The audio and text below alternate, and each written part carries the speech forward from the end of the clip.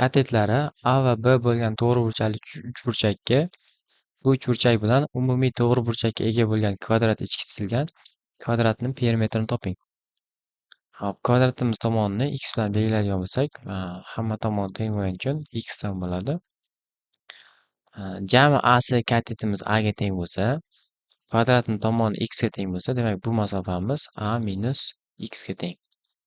Xuddi shu kabi bu masofamiz B minus x ga teng.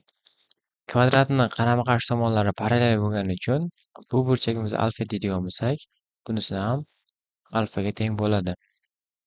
Yuqoridagi to'g'riburchakli uchburchakdan tangens alfaning qiymatini topadigan bo'lsak, qarshisidagi katetda A minus x yopishgan katet x ga nisbatan. Pastdagi to'g'riburchakli uchburchakdan tangens alfamiz qarshisidagi katet x B minus x ga nisbatiga teng. Hop, proporsiya qilib olsak, x kvadratimiz teng AB minus AX minus BX plus x kvadrat. X kvadratlar o'zaro yeyishib ketadi. X'imiz AB taqsim A plus B ga teng. Demak, bizda javob bo'lyapti. Kvadratning perimetri 4x ga teng, ya'ni 4 AB taqsim A plus B ga teng.